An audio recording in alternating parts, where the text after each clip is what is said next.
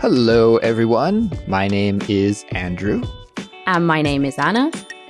And you're listening to the Culips English Podcast.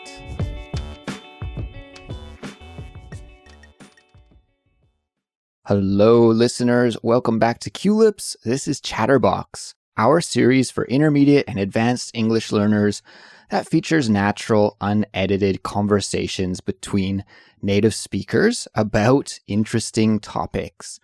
Today, I'm joined by my co-host, Anna. Hey there, Anna. Hi, Andrew, and hello, listeners. Everyone, today we've got a really fun topic lined up for you all, and Andrew and I are going to talk about something very personal and maybe something that you've experienced as well, which is the highs and lows of living abroad. It's not all fun and games when you live in another country. So if you're new to Chatterbox, you might not know this, but Andrew and I both live abroad at the moment from our home countries, and we've got lots of interesting stories about this, and today we're going to share a few of them with you. Exactly. And it's a really interesting fact here at Culips, Anna, that our whole team live abroad. I don't know how this happened. It wasn't planned for. It just sort of weirdly happened that everybody that's involved with Culips lives in a different country than their home country. So yeah, we have a lot of experience with this at Culips, and I think a lot of our listeners have some experiences with this as well. A lot of our listeners are immigrants or study abroad students, so I think this is one that many people can relate to, and if you can't directly relate to it either, well, that's fine. I think there will at least be some interesting or funny stories for you guys to check out in this episode. So I'm looking forward to our chat, Anna, but before we get started with it, let's remind everyone about the study guide for this episode. So guys, in the study guide, you'll find detailed vocabulary, definitions, and examples. There's a quiz, and there are also prompts that you can use for speaking or writing practice. We recommend following along with the guide while you listen to this episode. And to get the study guide, you just need to become a Culips member, and you can find out all of the details and sign up on our website, which is culips.com, culips.com. Becoming a member helps support the work we do here at Culips, but it also gives you access to all of our learning materials and the tools that we make to help you improve your English and get fluent faster. Now, at the start of each episode, we always love to give a shout out to one of our listeners who has left us a review or a message. And recently, we received a great review on Apple Podcasts from one of our listeners from Japan named Tatsuja. And I hope I'm pronouncing that correctly, but this is what Tatsuja had to say. He wrote, "I've been enjoying every episode on the podcast repeatedly for a couple of years, and I'm looking forward to a new episode every week. Thank you guys for delivering episodes that cover pretty interesting, fun, and versatile topics. I especially enjoyed Simplified Speech number 147 very much because I've been collecting various genres of vinyl records for over 30 years, and Neil Young is one of my favorite artists too. I'm glad to hear that Andrew started listening to music on vinyl again. I wish to talk about music and vinyl with Andrew someday. Keep on digging, Andrew." So Tatsuja, thank you so much for that review. And Tatsuja, if you're not familiar with this cover band yet, you have to go onto YouTube and search for the Japanese cover band of Neil Young. It's one of the most remarkable cover bands of him that I've ever seen. I'm not sure what the band is called, but if you just type in Japanese Neil Young cover, it will come up. And I think you are one of the many Neil Young fans in Japan. Surprisingly, he's big in Japan, Anna. No surprises there then. Well, thank you so much for your review, and thanks to everybody out there who has been leaving us reviews and subscribing to us on your favorite podcast app, or even telling your friends to check us out. This helps so many other English learners around the world connect and learn with us, so please keep it up. Absolutely. So with all of this being said, it is time to get started. And our main topic for this episode is really just chatting about our experiences as expats or foreigners living in a country that is different from our home country. So, of course, Anna, you're from the UK, but are living in Spain now. And I'm from Canada, but I'm living in South Korea. Anna, I'm curious about what it's like to get started living in Spain. Could you tell us a little bit about like your first experience, maybe your first days living in Spain, what that was like? Yeah, so I'm going to split it up actually a little bit because I'm going to say that I had a bit of time before I had to do any of the kind of administrative things because I wanted to give myself a little bit of break in time to see if I liked it, to see if I wanted to stay. So I kind of chilled out for about 3 months, getting to know Spain and things like this.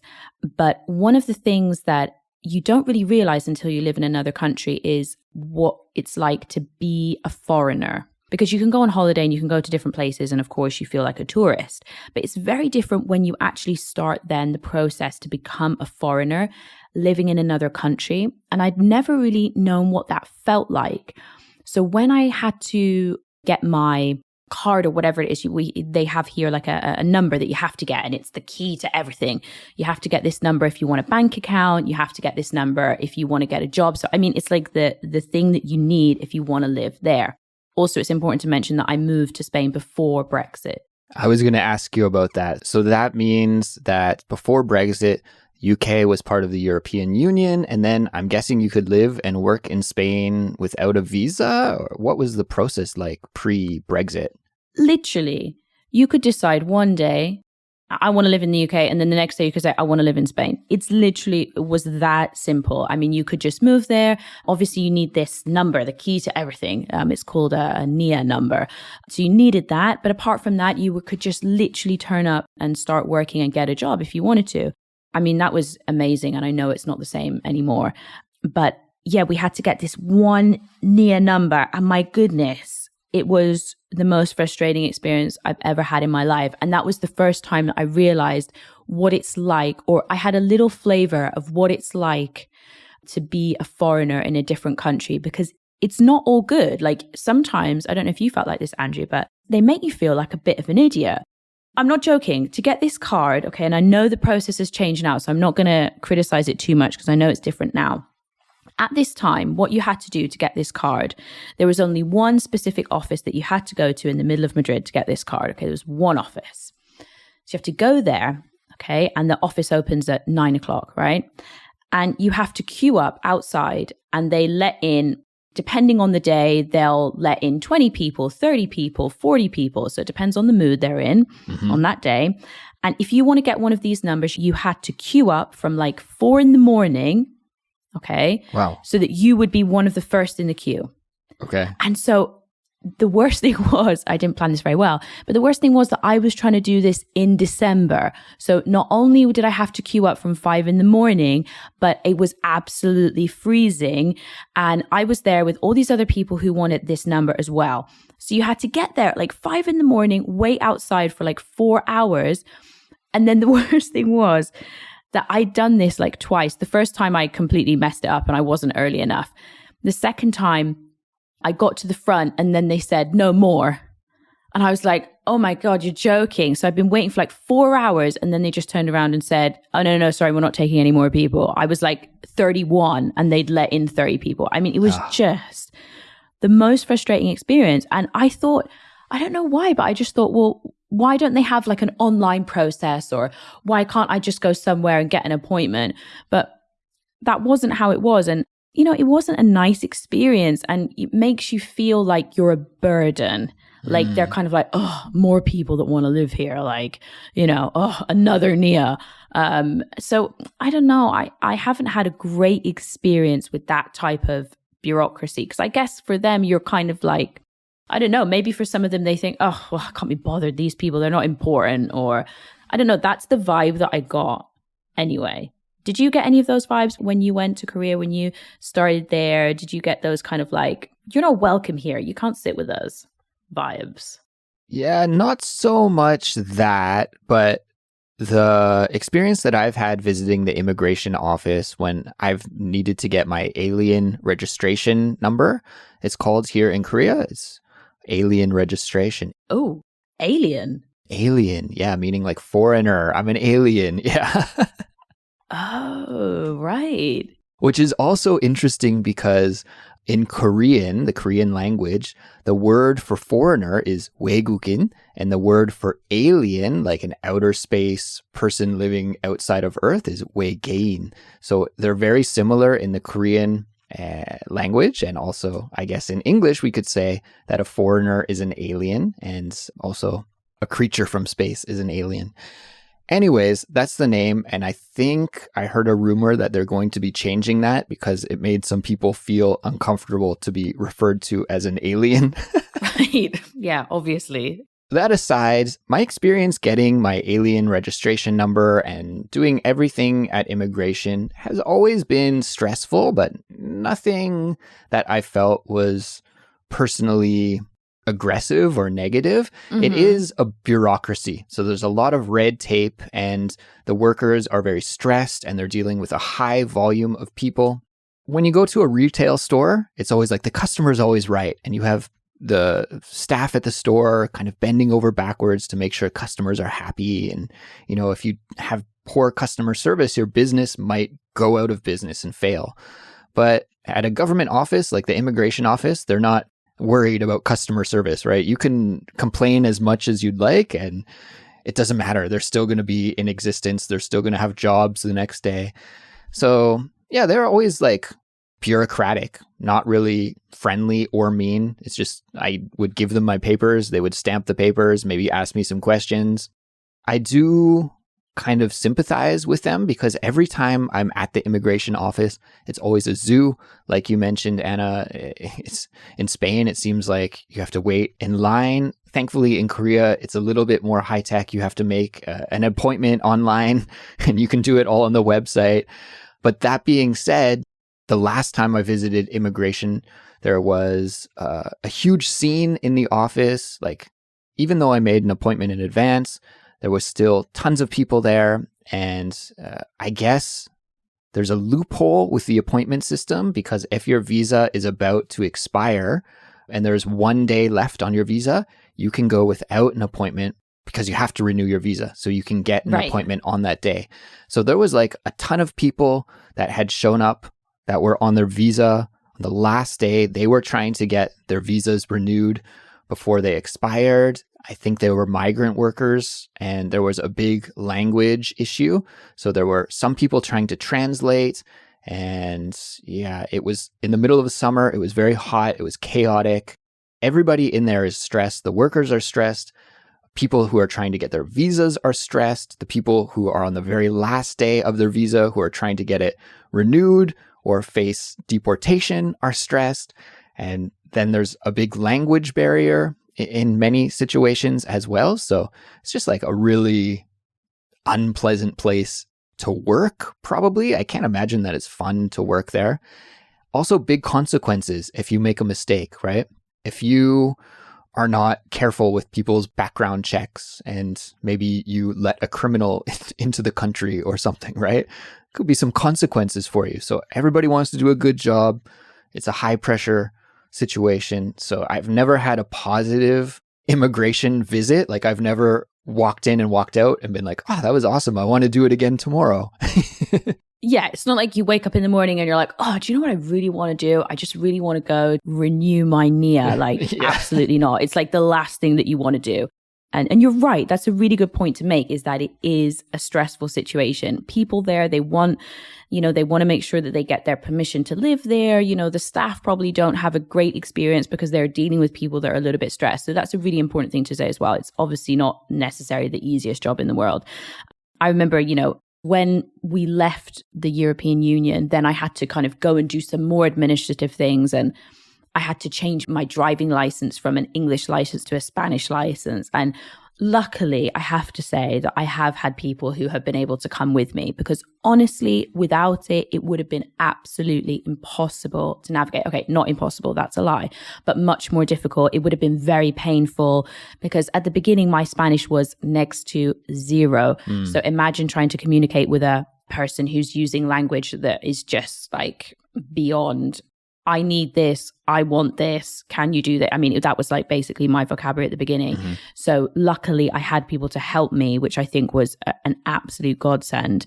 But look, I mean, it's not all bad. One thing that I do think, considering its highs and lows, let's talk about some of the highs as well. So one of the lows is definitely that it's stressful. And imagine if you were a person that's been displaced, or you're a refugee, for example, and you've just moved from a country that has a completely different culture, language, whatever, and you just arrive in this country, and then you have to do all these processes as well. It just kind of made me think like, wow, that would be really, really stressful and just like really hard to process. So I feel like in my case was a very light case of kind of, dealing with this. But I thought, wow, it must be so hard for people that just kind of have to come here and then they're like, what do I do? Especially if you think about us, because we planned to go to these countries.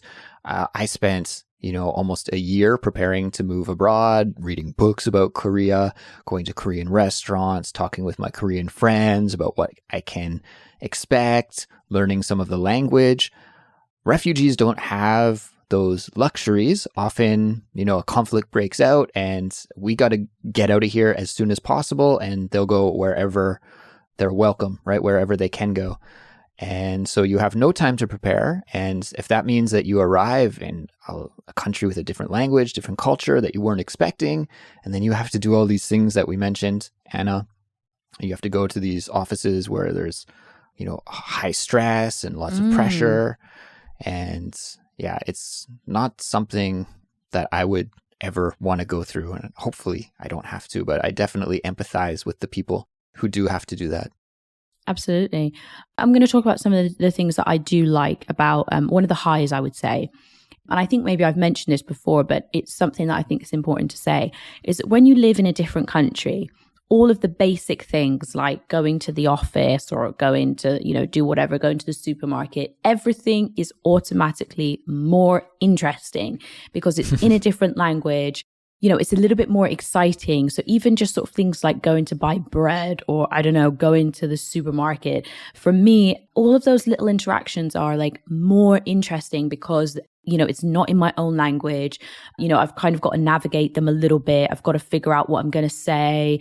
Okay, yes, maybe it's a little bit stressful, but all of those things are more interesting. And I think about when I look at my life in Spain, I feel like my life is very normal and maybe I actually do less things than I used to do in the UK. But for me, my life is not less interesting because I think just being in another place makes things more, stimulating or just kind of, I don't know. I think I actually have a more boring life though in Spain, to be honest.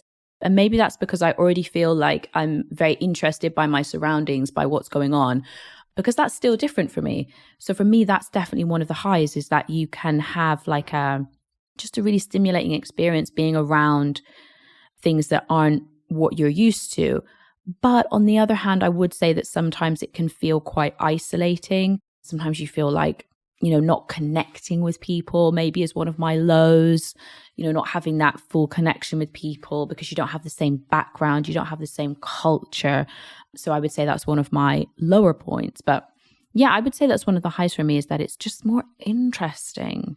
Yeah, literally everything about living in a different country is interesting to me. And I completely understand what you're trying to say, Anna. I also agree. Like just going to the supermarket, if I did that in Canada, that's something I can do just on autopilot, right? I don't have to think too much about it. But when I do it in Korea, even though I've been here for years now, it's still always interesting. There's always something that I'm like, what's this? Like I'll see some different vegetable that I've never seen before or some different fruit that I've never seen before at the market. Happened to me just the other day, actually. My wife wanted to buy this vegetable and I was like, I don't know what that is. Let's try it out. It's an adventure. Let's give it a shot. So things like that always keep you on your toes, keep you interested, even though we may be less busy in terms of activities and a schedule that's not as jam-packed as we could back home. maybe it's also because I'm a bit older as well. I have to say that. Obviously, I've been living in Spain for nearly 5 years now, so I'm a little bit older than I was before. So obviously, my priorities change a little bit. But I have had some other interesting experiences, like, well, interesting bad ones as well, but funny ones, really, when you think about it. I mean, I've cried after being frustrated after going to do different things in terms of bureaucracy. And, you know, I remember with trying to sort out something to do with my tax situation. You know, I had a horrible experience and I left there crying. I mean, it was really embarrassing, actually. But, you know, I was absolutely bawling because I was so frustrated about what happened. And, you know, it's not all fun and games. I think a lot of people think living in Spain is like going to the beach and, you know, living on the beach and, you know, kind of drinking sangria. But actually, it's not quite like that for everybody. So I think there's kind of this idealistic picture of what maybe living in Spain or other countries would be like. I'm trying to think of what I would think about living in Korea. I kind of imagine, this is what I imagine, okay? I don't know. Okay, I'll let you know if it's accurate or not. I imagine it being very busy and like full of people, like a very like intense, like kind of like fast paced. And I imagine like lots of like small cafes and bars. And people kind of in the cafes and bars. And yeah, I don't know. That's kind of how I envisage it. Like very busy, very fast paced, but kind of quiet. But people that are like very, you know, small social circles, that type of thing. And lots of cool things, gadgets, technology, cat cafes. Is that a thing?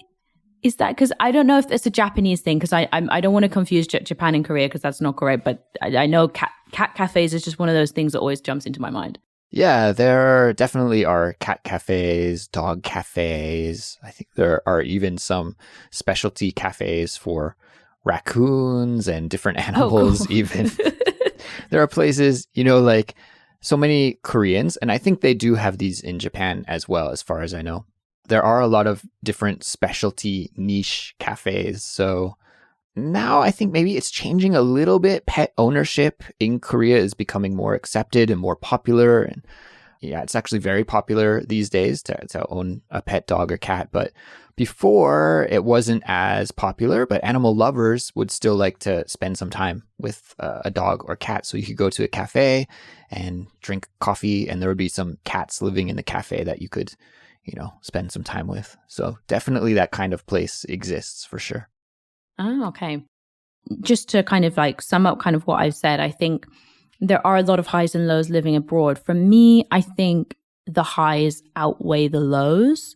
And I would really encourage, maybe if you're listening and you're thinking about, you know, maybe do I take the jump? Do I do it? Do I live abroad or try and live abroad?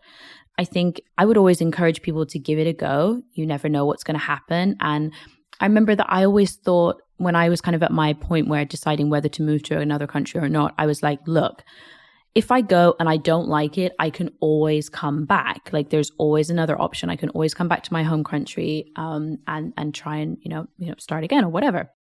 But if I don't go, I'll never know what it could have been like.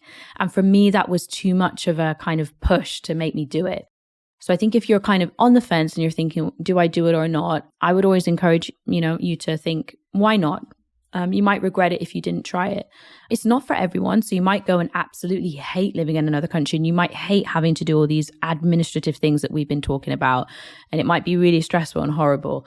But I would always encourage people to try it and see what happens. Because for me, it's been a really rewarding experience overall. Yeah, I completely agree with you. I think it's something that everybody should try if they have the opportunity.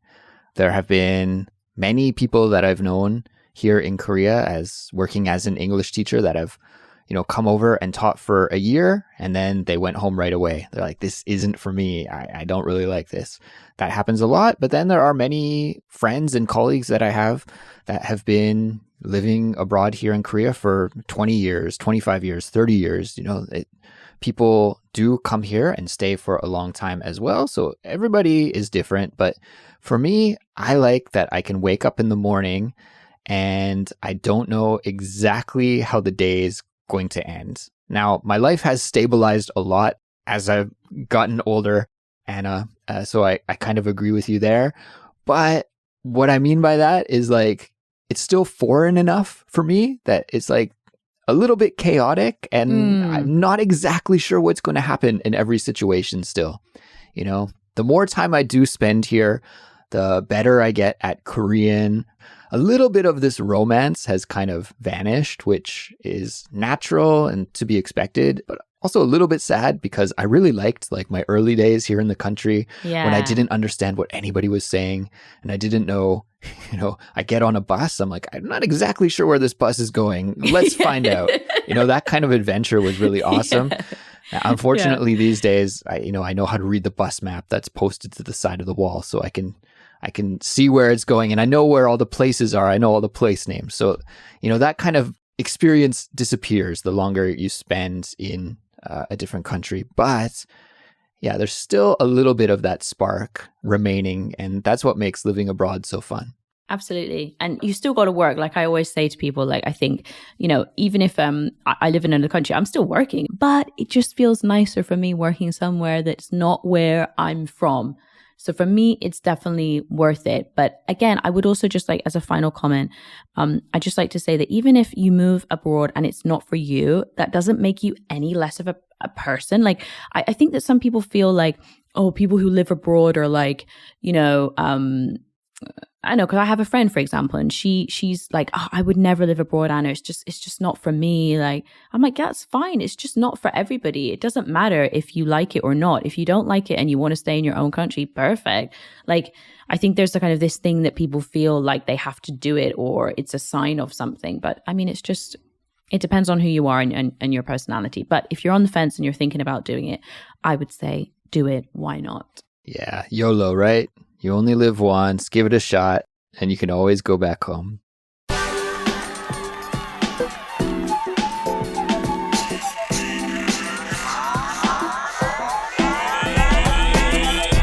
Anna, I think we will wrap it up here. So I want to say thanks to everybody for listening. And guys, congratulations on getting some English listening practice in. That's what we're here for, to help you with your English listening, and you've done a great job today. So you've heard what Anna and I have had to say about our experiences living abroad as foreigners, and now we'd love to hear what you have to say. Perhaps you've had a similar experience yourself, or perhaps you have a question that you'd like to ask us about our experience. Whatever it is, don't be shy. We love hearing from you. Absolutely. Please let us know what you have to say. Leave us a comment, or you can post on the discussion forum on our website. And if you really like Coolips, please support us. And there are many ways that you can do that. You could tell your friends who are learning English to check us out, or you could follow us on Instagram. You just have to search for Coolips English in Instagram and you'll be able to find us. You could also subscribe to Coolips on your favorite podcast app and leave us a positive review, of course. And finally, you could become a Coolips member. And for all the information about these awesome benefits you get when you're a member, just check out coolips.com. And we'll be back for another episode very soon, and we'll talk to you all again then. Bye. Goodbye, everybody.